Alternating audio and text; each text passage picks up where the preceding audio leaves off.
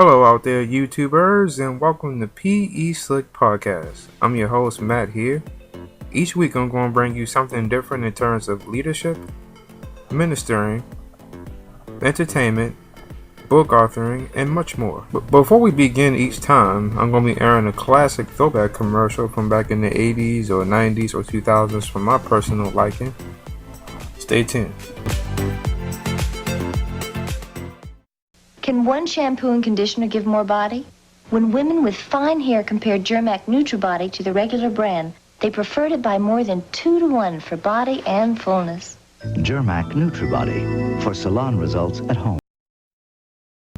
Previously, I had Dave Pruiksma on my podcast on Monday talking about his time at Disney when he first came from Cal Arts and when he was working on Beauty and the Beast.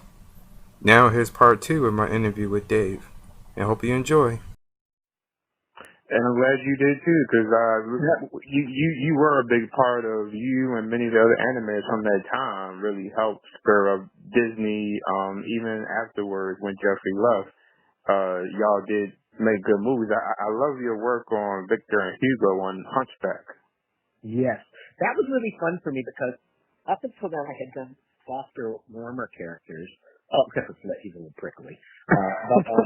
But to do two personalities that were so strong of Charles Kimbrough and I can't remember. My mind is going. David Alexander. Yeah. Who was still doing Seinfeld at the time. That was a thrill because I loved Seinfeld and I loved Jason Alexander and I loved Charles Kimbrough in his show. He was doing the Murphy Brown show. Right. At that time. They were just perfectly cast. And so I went in late on that. I did the whole film in like 8 months, which was really hard to do because it was a lot of animation. But it was my favorite animation, and I'll tell you why. First of all, being two personalities, it was really exciting to come in and never know who I was going to be. Because the way I approach animation is like getting inside their heads and acting the way they would act in my head and then drawing that performance. So, it was really fun and challenging to do that. Secondly, it was the kind of animation that I really wanted to do. It was more Warner Brothers-esque kind of animation than a lot of the other Disney stuff I had done. You know what I mean? Yeah. It was wilder and crazier, and I felt like I had more freedom with the characters because they weren't so noble, as Mrs. Potts, or those kind of, you know what I'm saying? So, yeah. I really, really enjoyed working on them like that. I also found out, that was, I think, my 15th year at the studio. I went to a screening one day when it was done, and I was sitting in the theater watching the film, and suddenly I just got really excited because I realized that I was no longer looking at my scenes as drawings. I was seeing characters and personalities. In other words, I was fooling myself into believing these were real. And Right. That's when I knew I had come of age. That's when I knew that I had become the animator that I wanted to be. I'm not denigrating the work I did before that. I'm just saying that I got to where I wanted to be. Right. And after that, I just felt I was on cloud nine because I finally fooled myself into believing that drawings were people or personalities. Yeah, absolutely. I mean, everybody gets to that point where, when after doing what you're doing for so long, it's that one movie, maybe a year or 2 or years later, that's like, hey, this is my work, my actual, I can look at this from a different standpoint. Biggest thrill of my life is that. You're right. You also did Atlantis, The Lost Empire. Mm-hmm. After that, you left Disney in 2001, right? Yes, I did. Okay. Were you ready to go at that point? No, I would have stayed there forever, but I didn't like the direction the studio was taking. Okay. I didn't like the way they were treating artists. I didn't like who was running the studio. I didn't think they were making the right choices, but I also knew it wasn't my studio. Right. So on Atlantis, I was asked to not do my best. I was asked to just get it done. And I knew then, I always said, what I loved about Disney was being pushed to do the very best I could do. And in many times, work would come out of me that I didn't even know was in there. it'd be like, wow, I actually pushed myself to a higher level of quality than I even thought I could do. And part of that is because you're surrounded by these amazing talents. Everybody was great there. And, you were sort of forced to make these really great films. But when they said, we don't want your best anymore, we just want it done, that's when I knew I had to leave.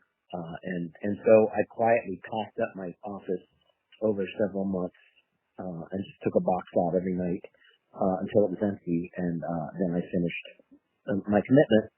And I left to go on sabbatical, but I had planned not to come back. And I left a packet with all my stuff that I needed to return, with one of the secretaries there. And I asked them to please, after my sabbatical is over, to, turn that in. So I knew that was my last day, and it was very difficult, very emotional for me. Right. But I also think it was the best thing for me. At that time, I would have been very unhappy staying there. As it turns out, a few years later, they were eviscerating traditional animation anyway, and I'm so thankful that I didn't have a front row seat to see that. Right. At the time, people asked me in the studio, when they were tearing down the department, you left, Dave, just before this happened. How did you know? My only response to that was, how did you not know? It was so obvious they just hated what we were doing, and hated us for being able to do it. It just really broke my heart. So I thought, I'm just gonna leave. Right. I did. And I stayed retired for a few years, but I retired way too young, and I got very bored. So I began lecturing and assistant, what do they call that? Teaching, for other teachers, substitute teaching. And then I went down and I did a lecture at Laguna College of Art and Design, and one of the people who I had trained at Disney was heading up the department, and they asked me if I'd like to come and teach. So I said, yeah.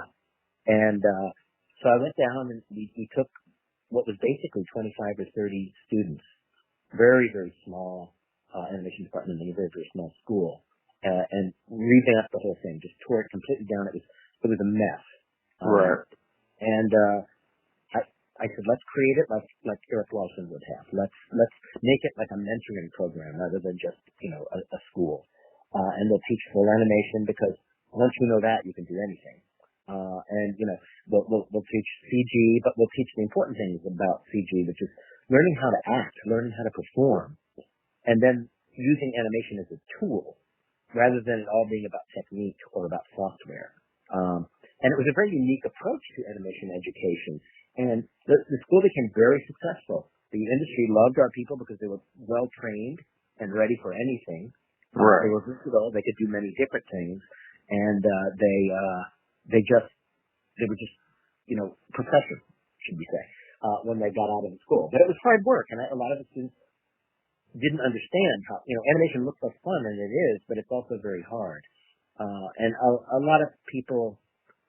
After 10 years, a lot of people just didn't want to do the hard work anymore. I mean, things have changed, and that's when I knew it was time for me to leave there too. I always seem to know when it's time to leave. And the school's revamped its program into something that's a shadow of what it used to be. It's run by incompetence, I believe. That's my opinion. And it's not at all what it used to be. And it's sad. It's sad. But I'm still lecturing, and I still teach one-on-one to some people. So I still got my hand in it. Right. And the technology, of course, is constantly changing. It seems like every year, every day almost, we have something new within new technology, even with animation. And I guess when Pixar did Toy Story back in '95, that was a sign of animation changing to come down the road. Yes, that's very true. And I love what they've done with that. And, the computer has certainly grown a lot in its ability to do better and better animation. But really, I look at all technology as important and valuable, but it's not the end all. It has to be the artist running the computer. It has to be the animators. I mean, up at Pixar, it's not the computers that are animating those films. It's the artists using the computers that are making those films. And any animated film. It's artists, like look at the films that come out of Laika. They're just gorgeous. Right. Absolutely. And, just great detail and whatnot. In my opinion, I think traditional animation has kind of gotten a short shrift in that, it's like studios seem to think it has to be either or, but it doesn't. There's room for many different kinds of animation techniques, stop motion, computer, traditional, paper cutout, any one of a number of different ways of making films. It's the artistry and the acting, the performance and the storytelling that's really important. And I just hope we never lose that, because the focus is clearly on technology and not on what's the most important thing. At least what was taught to me as being the most important thing, which is the characters and the personalities. Right. Character animation doesn't seem to be what it used to be. Right, and the characters are the ones with the feeling and emotions, and they're the one that's going to grab the audience when they're looking at that movie. Exactly. So, what are your plans for 2020 according to this new decade now? Well, I'm retired now, and I don't know what that means, because an artist never truly retires. Our mind is always going. Personally, I would really like to teach some more, but I'm not gonna get involved in administration anymore, because that's a disaster when it comes to education.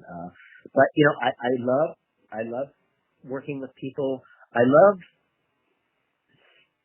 learning what they have going on in them, and then drawing the best out of them.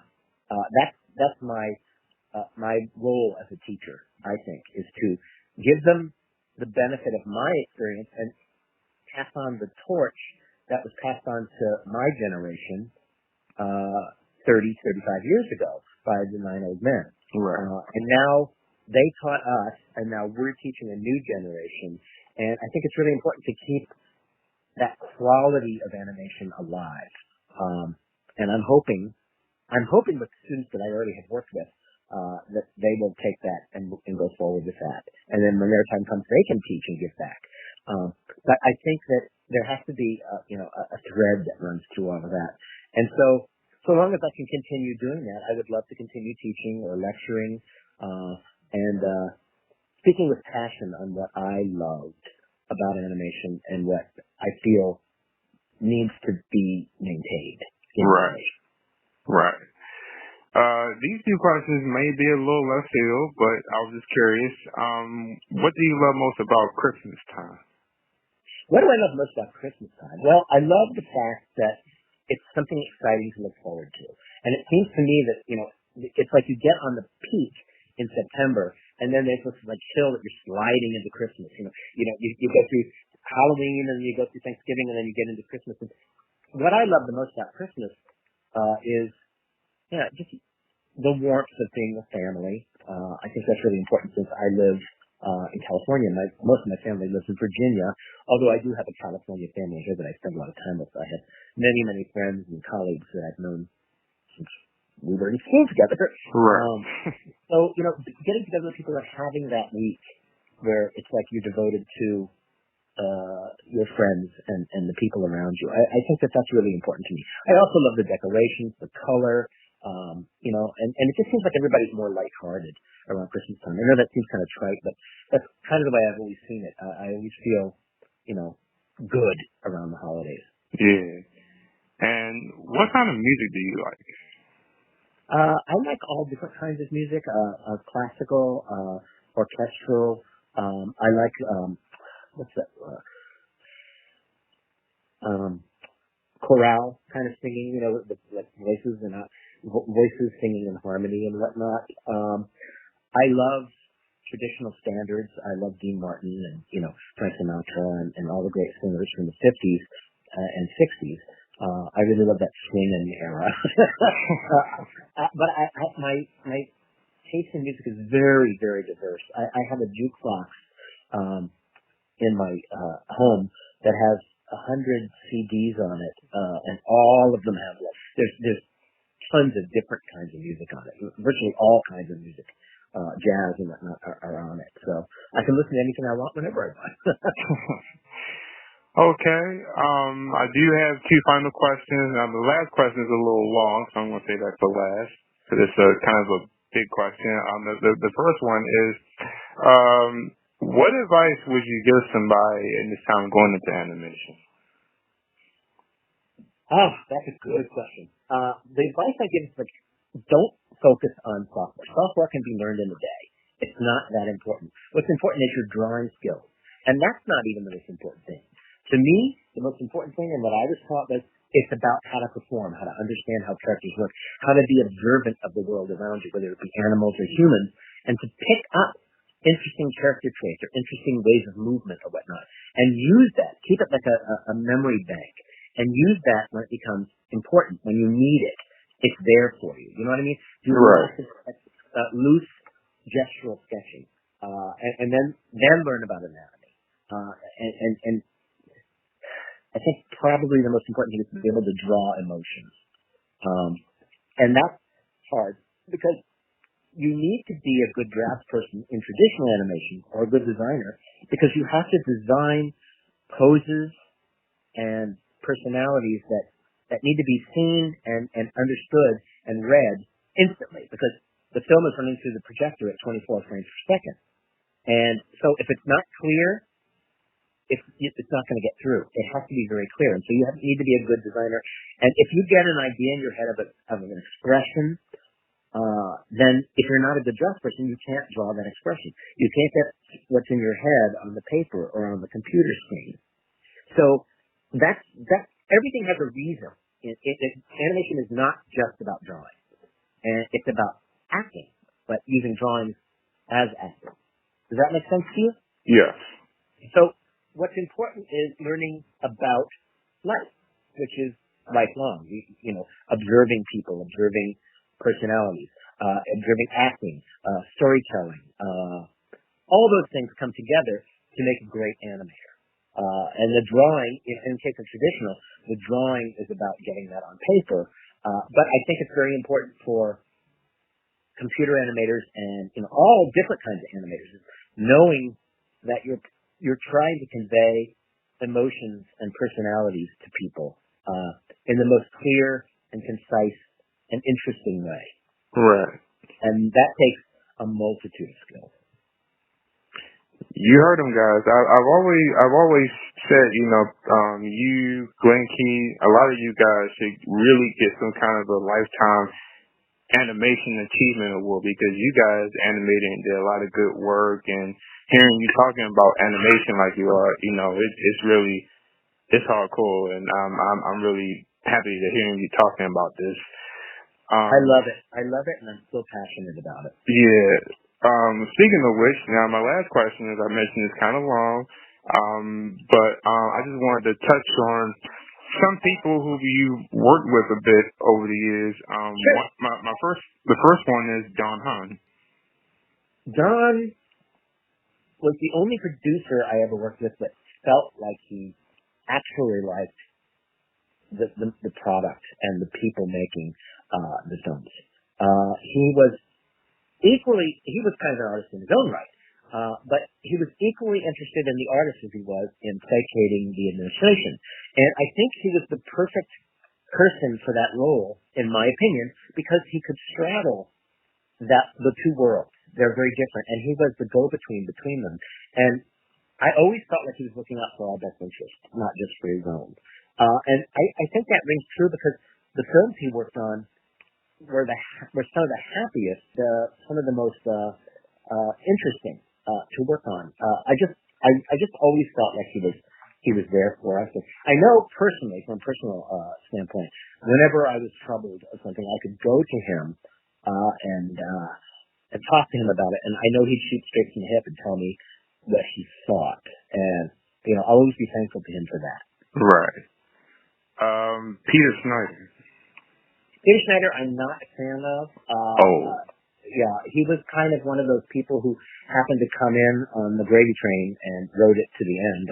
He kept bringing in all his theater friends who knew nothing about animation, again, had disdain for it, and it unfortunately was not a pleasant thing because his friends would then bring in their friends. It became like the theater crowd, and they were a little bit snobby. they all made a fortune on us, and then went away.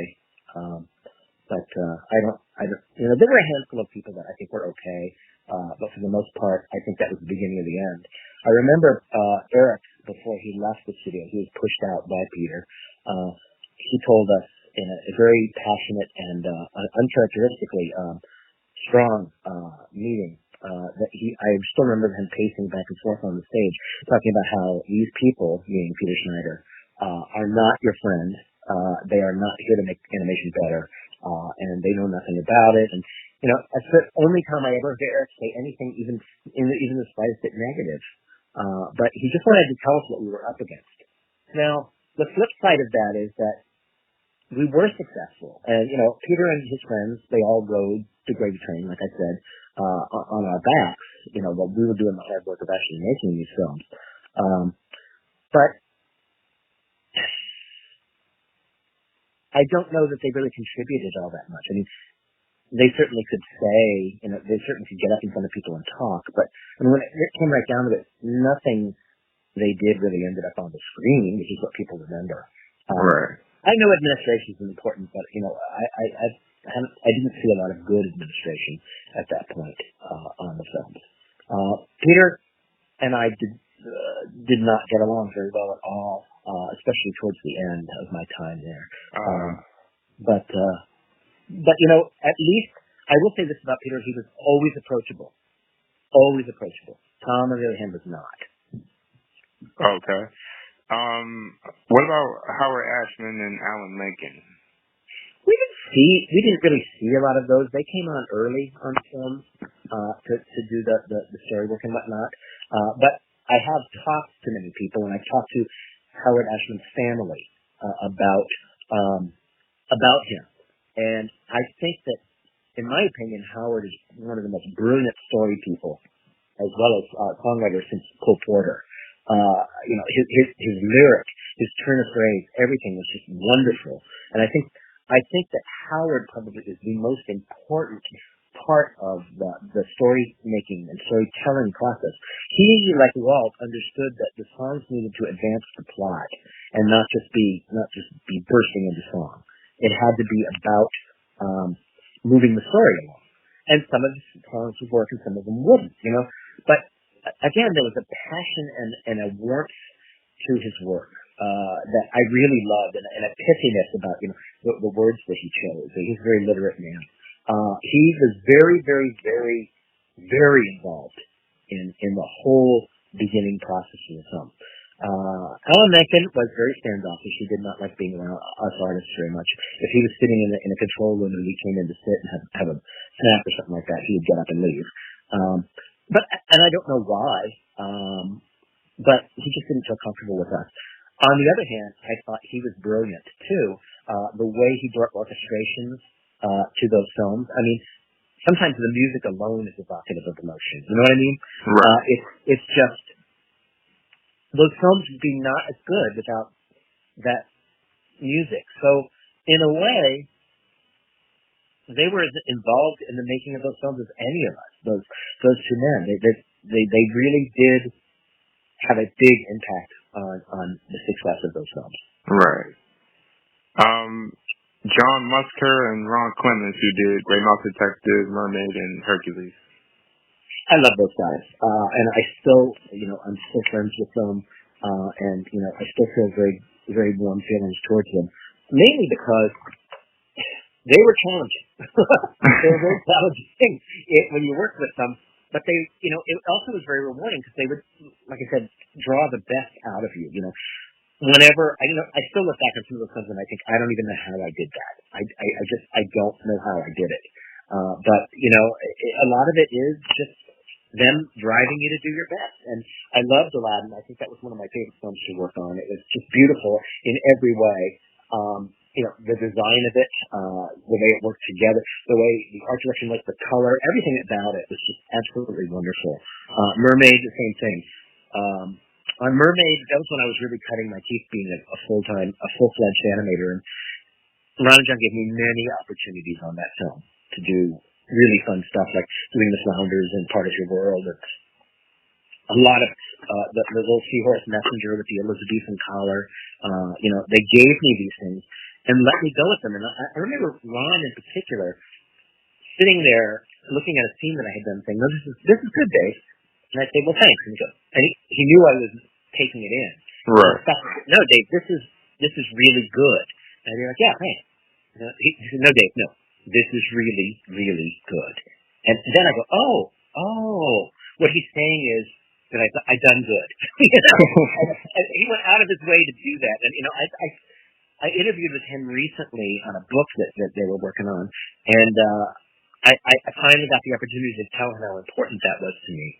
That we didn't get a lot of feedback that we were doing good. It all came from within it. So when you got something from a director like that, and I got that from a lot of the directors, it meant a lot because them was the one you were trying to please. You know what I mean? And right. So getting that kind of feedback meant the world to me. And I'll always cherish that. And I'm glad I got a chance to tell him that. And John, same thing. He's just like he's so cared about the film. And his caricatures are always brilliant, always sharp and dead on. But one story about John real quick is that, as a supervising animator, I'd go to bat for my animators. And John had vetoed something that one of my animators wanted to do with the Sultan on Aladdin. And I said, "Yeah, hey, I'll go to bat for you." So I was walking down the hall towards the door to John's office. And I looked at a very dutiful look on my face because John was sitting at the movie line. He just kind of leaned to one side and he could see me coming, and all I could see was his head coming around the corner of the door, and he just started shaking his head no. And so I walked in and I go, "I just have to say, blah, blah, blah, blah, blah, blah." And he said, "No, can't do it." And I go, "Okay, well, I get it, But he knew what I was going there for. I'll never forget that. I started laughing because it was so funny. Yeah. One thing I like though about the next thing I'm going to mention is he's shown a lot of behind the scenes of what was going on. It's in the Waking Sleeping Beauty home video footage. Randy Cartwright. Oh, Randy's a card. He was so great. He was there when I got there, and he did a lot of training when we first got there because I think he was trained by Ollie. But Randy's great. He's a terrific animator. He understands story. He can do anything, and he did for a long time. He left the studio for a while, but then he came back, and he did some great stuff. I don't think anyone could have handled the rug in Aladdin the way he did. Right. It's got so much personality. Now Randy's he's just a perfect animator, and he's still around. He's still around. He's still working. But I do like him. But I know when he was doing that film, I think John Lasseter was the cameraman, and that was before video. They were actually shooting on Super 8 sound film. Wow. And yeah, this was like in 1980, 81. And then Tim Burton was doing films in Super 8 sound too, and they were terrible, but they were funny. I actually went to Randy before he left. Randy had, this is a great story too. He had a garage sale in his office. Really? It was so Randy because Randy's so funny, but he would price stuff like in decimal points. So it would be like you'd buy something and say, okay, that's 16 2/10 of a cent. So you'd have to buy other things to make up until you got like a round number. It was really funny. But I bought a bag full of film, Super 8 sound film, from one of the films they had made, and I still have it somewhere. It's really funny. It's all just a big wad of like spaghetti, but I still have it somewhere. Okay. Glenn Keane. Glenn Keane is probably the most powerful animator I've ever worked with. I shared an office with him for a while, and he was at that point he was so busy. It was really, he needed his own office because I was kind of answering phones for him a lot. Right.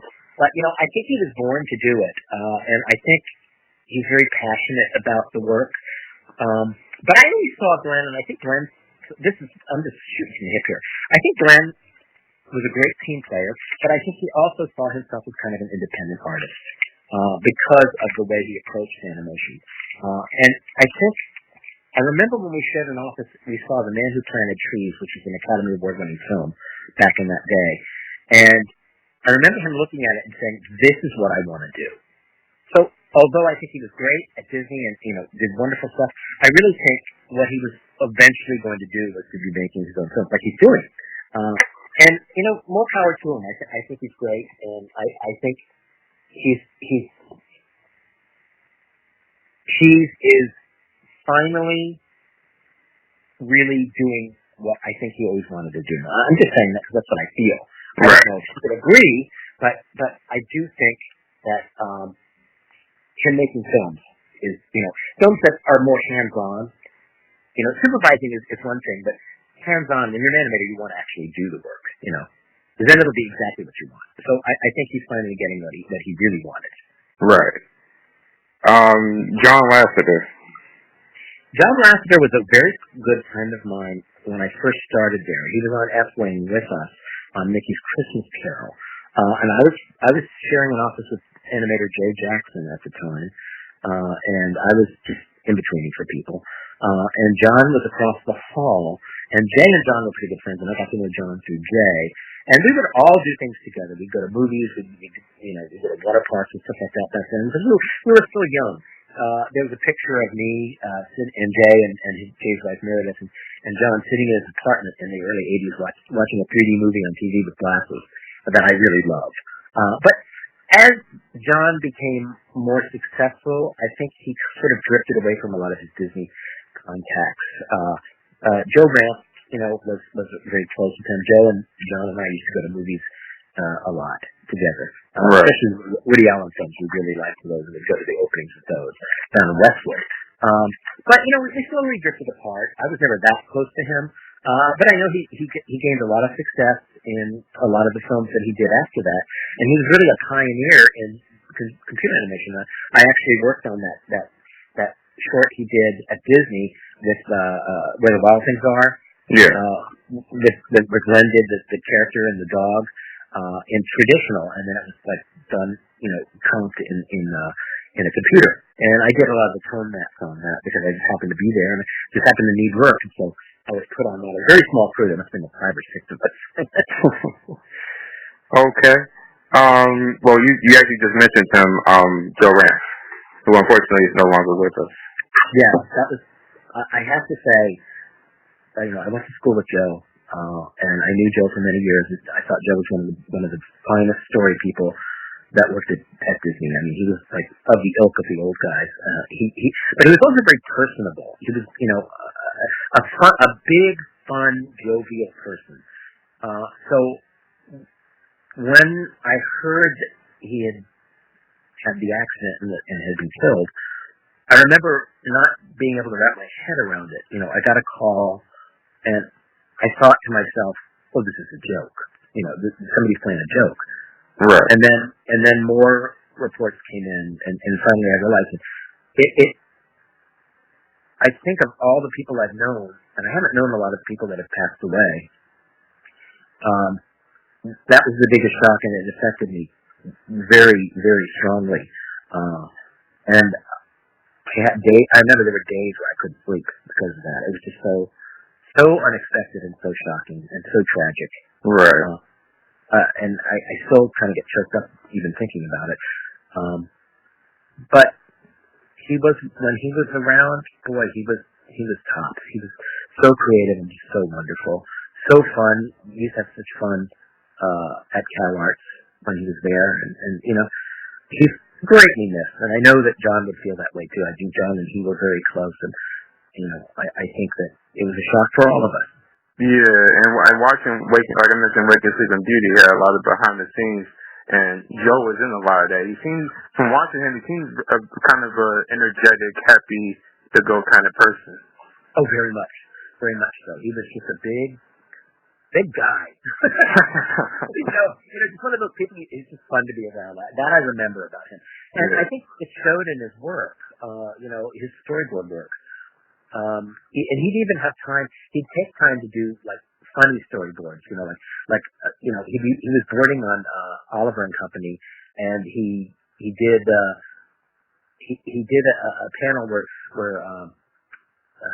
Jenny was in the back seat of the limo, and Winston was driving the car. She was talking about her life and how sad she was and everything like that. And then there was a beat where it was him looking at her and her kind of sitting in the back seat looking at him. And then he did these fake panels where she just like opens it up big like Charlie Brown, where and says, "I want a friend." It was so funny. It just struck me so funny. I just laughed out loud. Yeah, I mean, that's the kind of guy Joe was. He was just that way. Yeah. Yeah, until I saw that documentary, I didn't even know he had animated when I was in a company. Well, he wasn't animating, he was doing storyboards. But, the story panel. The Gotcha. story panel was really funny. Gotcha. Yeah. And last but not least, Roy D. Disney. Roy was very special because he loved animation so much, and he was so actively involved in it. I mean, he was really hands-on. He was there a lot. And he knew us all, even if we didn't really know him that well. He knew us because I'll say this about Roy. He'd come in, he'd kind of scan the room, and he could see who we were, and then he'd feel comfortable, and he'd let down his guard, and he'd be pretty frank and blunt about what was going on. He really wanted the films to be good, and he really worked hard to make them good, and he really didn't like certain things. I don't think he got along that great with the administration there, Tom and Peter. I really don't think that he. I'm speaking out of school because I don't know. He never told me that, but Right. It kind of felt that way. But he was around quite a bit. Even when he broke his leg one time, he came in and he had a big cast on his leg. And he said, "What happened to you?" I broke my leg. Yeah, I was in a car accident or something like that. Oh. But, he was great. I think that he really saved animation for the second golden age. I think if he hadn't stepped in, we never would have made Mermaid or Beauty or Aladdin or Lion King or any of those films. Right. He was very special to animation, and I thank him a lot for what we were able to do. Right. And, like I said earlier, you work with a lot of talented people, and them people also worked with a talented guy, you. And because of your work, a lot of the films that's out today wouldn't be the same, and I really thank you for that. Is there a way to kind of sum up your work from over the years, from Beauty and the Beast and Pocahontas and Hunchback? Is there a way to kind of sum up your work after all these years in one word or so, looking back? Well, for me, I know it's going to sound sad, but for me it was really a labor of love. And it was not something I had planned. I never thought I'd be good enough to be at Disney, and when they called, I was like, wow, they're really lowering their standards. I think everybody kind of felt that way. But, being able to do that body of work over the years, I'm very proud of all of it, and I know it will outlive me, and I'm hoping that generations will love it, for many generations to come. So I just hope that when people look at my work and my characters, they'll feel the love in them that I imbued them with, the love that was coming directly from me. I really loved working on those films, and I really loved those characters, and I really believed what we were doing was a good thing. And I don't think anyone will ever be able to take that away from me. Right. And like I said, I'm hoping that I left that as a legacy in the films and in my characters. Right, because from when the 9 Men was there, when you came there, they left a legacy, and with you guys, a lot of y'all who's not there, or the few that's still there, you guys left a legacy for the next generation, and I'm sure, down the road, it's going to be another generation like you guys that's going to leave something behind as well. I hope so. I mean, that's why I went into teaching. I wanted to teach a new generation that was interested in learning how to do it, and so that it could continue to live on. And I hope I planted a seed, and that will grow over the next years. Absolutely. Dave, I gotta thank you for taking the time out for being a part of my podcast and reminiscing and talking about your time before Disney, during Disney, and afterwards. It was a real pleasure and honor talking with you, and I'm deeply honored because like I said, this is my first time talking with somebody in California from Baltimore side. Well, thank you. Thank you for having me. You asked some really terrific questions, some really hard ones. But it's kind of fun. It's kind of fun to get something different. Because you make me think about what it is. A lot of times you don't think about it, and when you have to put it into words, you really have to think about it. Absolutely. I never asked you. I mean, did you have a favorite Disney movie overall? My favorite of all the Disney films is Peter Pan, and there's a reason for it. To me, it's an animator's film. And that's not to negate anyone else's work on it, but the characters are so strong in that, and the color palette, and the layout, and the design. It's, to me, a perfect film. And it's so entertaining, it's so funny. Songs are great. It has everything, for an animator. There are other films that are much more layout driven. But that one, man, that is really something. Gotcha. It's kind of hard for me to pick a favorite one, because I kind of love all of them. I really love Mary Poppins, but as far as the animation side, I guess Jungle Book, 101, and Mouse Detective and Beauty would fall in that category as my favorite, and Pocahontas.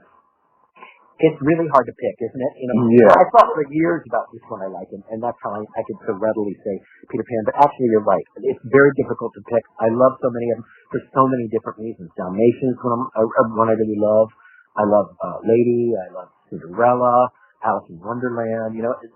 So many films that are so great. But my favorite arc is from 1950 Cinderella to 1961 Dalmatians. I think that those are some of the most perfect films right in there. Absolutely, and I love 101 Dalmatians. I never knew a dog could, have a certain amount of puppies, and they come home with more, and it's like 101. Yeah. No, it's a very sophisticated film when you look at it. But it's graphically very much like the magazines of that era. And the animated titles at the beginning are very much like the adult films that were being made back then. And it actually is very, very entertaining for adults. It's very clever. Right. And I love Lady and the Tramp too. You're mentioning Lady. That's one of my favorite puppy love kind of story. And I actually told a friend of mine, I said, there's no way they're gonna come out of nowhere and make a remake live action of Lady and the Tramp. And here we are. Well, you gotta keep it moving. Right. Well, Dave, thank you for taking the time to be a part of my podcast. It was excellent talking with you. I had fun. I hope maybe down the line, once I progress with it, I can maybe have you come back on and we'll talk a little bit more about Disney and everything. Anytime. Thank you again. And we're going to take a break right here with PE Slick Podcast, and we'll be back after this commercial break. Larry Hagman tells even more. Larry women would love to get their hands on you. What's your secret? Secret? Legendary quality, darling. Quality top to bottom. Come on now. Don't women see right through you? No, that's a hidden strength, my dear. To be strong, soft, and very rich. But how does it really feel to be a living legend? It's a quality feeling that fits me to a T.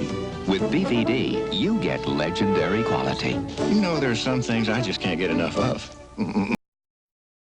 Well, YouTubers, it's been a lot of fun. Thank you for tuning in this week for PE Slick Podcast. I'm your host, Ranger Matt, signing off. Until next time, you have a good night now. See ya.